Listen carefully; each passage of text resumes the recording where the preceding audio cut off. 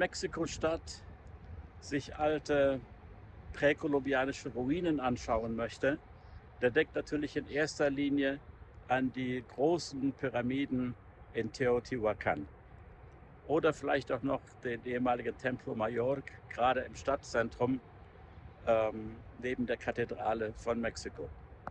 Und natürlich die dazugehörigen Museen. Das Nationalmuseum beim Chapultepec Park oder eben auch das Museum vom Templo Mayor. Übersehen wird sehr oft dieser Ort hier, wo ich bin, Coiquilco. Das war die erste größere Stadt hier im Tal von Mexiko. Über 1000 Jahre vor der Gründung von Tenochtitlan, der Aztekenhauptstadt. Und das ist hier im südlichen Teil der Stadt gelegen. Knapp südlich der Nationaluniversität, dem großen Shoppingcenter Perisur und diesem Teil hier der Stadtautobahn, auf der täglich Hunderttausende Autos fahren und natürlich hier diese Pyramiden und diese Ruinen nicht beachten. Es ist nicht mehr viel übrig geblieben von dieser ehemaligen Siedlung, die immerhin ungefähr 20.000 Einwohner hatte. Diese Ruinen sind aber ganz leicht zu erreichen mit dem Metrobus, mit der Metrobuslinie, die hier Richtung Universität fährt und dann zum riesen Shoppingcenter Perisur und dann nur noch wenige Minuten zu Fuß. Von der Stadt ist deswegen nicht mehr viel erhalten, weil es hier Vulkanausbrüche gab. Vor allen Dingen 150 nach Christus gab es hier einen sehr großen Vulkanausbruch, der eigentlich die ganze Gegend hier mit Lava überdeckt hat. Das hat sich schon über mehrere Jahrzehnte oder vielleicht sogar 100 Jahre erstreckt, diese Ausbrüche. Jedenfalls spätestens seit dem sehr großen Vulkanausbruch, dem Chitle, etwa 150, 200 nach Christus, lief hier nichts mehr. Diese ganze Gegend hier heißt deswegen Pedregal, denn man sieht diese Lavasteine noch überall. Aber jetzt zeige ich euch mal das größte Monument hier. Das ist zwar keine Pyramide, weil sie rund ist, aber das ist eben die Basis von einem alten Tempel. Und das ist das größte Objekt, was hier noch steht, weil es halt so groß war, dass es nicht überdeckt worden ist vom Lavafluss.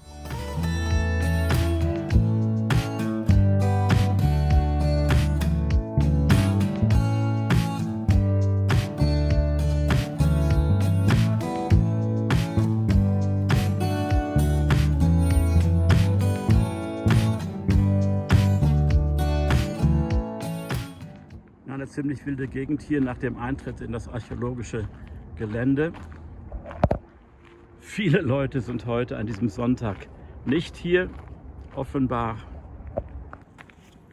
Ja, man muss ein wenig gehen, hier durch dieses Gelände.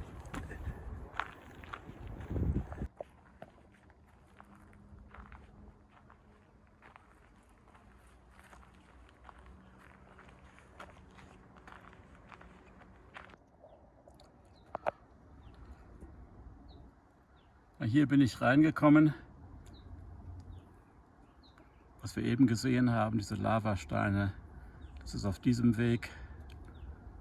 Und jetzt geht es hier zur großen Basis. Man nimmt an, dass die Basis von diesem Gebäude etwa 3000 Jahre alt ist und dann eben nach 1000 Jahren Kultur kam das abrupte Ende durch diesen großen Vulkanausbruch eines relativ kleinen Vulkanes hier in der Nähe. Dieses Gebäude ist etwa 30 Meter hoch. Hier an der Seite wurde diese Anhäufung von Steinen gefunden. Das ist rund. Man weiß nicht, was das war, ob das ein Dampfbad war, ein Temascal, eine mythische Höhle, ein Observatorium.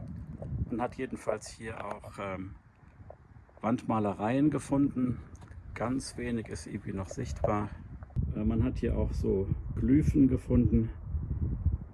Ganz wenig ist noch sichtbar. Aber wie es hier auf diesem Schild steht, dieser Platz hat noch viel Unbekanntes und die archäologischen Forschungen dauern an.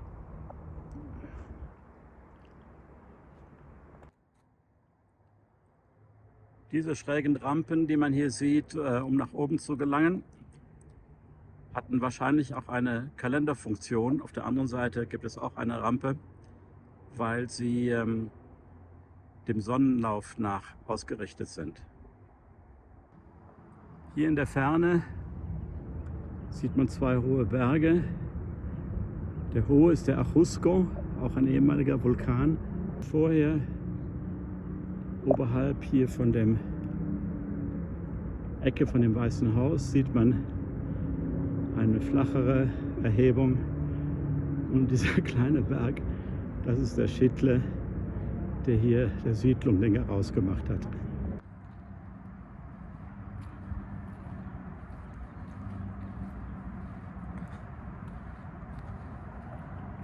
Dieses Loch hier ist eine Ausgrabung. Man sagt, das ist die Seele.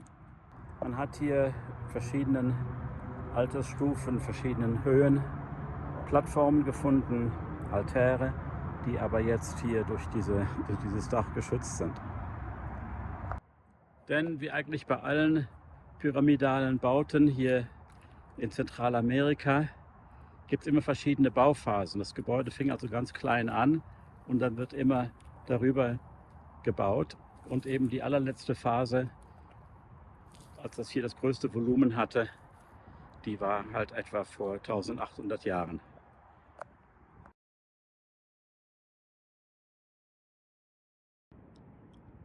Diese Altarplattformen kann man leider nicht besuchen.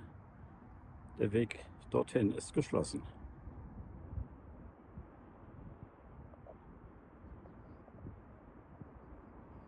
Hier auch eine Ausgrabung und man sieht ganz gut eigentlich, wie hier einige Lavaflussschichten das Gelände aufgefüllt haben.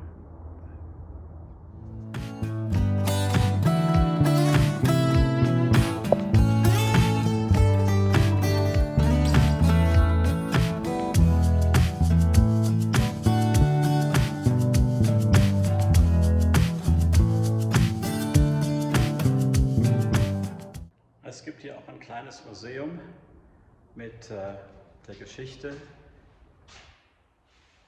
des Beckens hier von Mexico City und einigen Fundstücken hier aus Coahuilco. Hier sieht man, wie der große See früher mal aussah.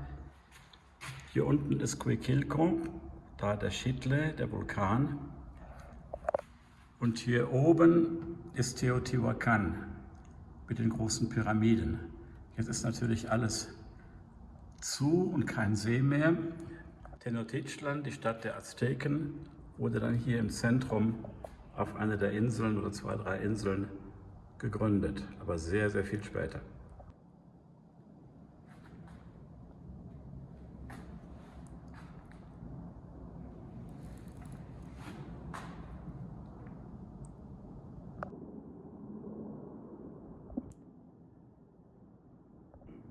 Hier alte Nähnadeln aus Knochen.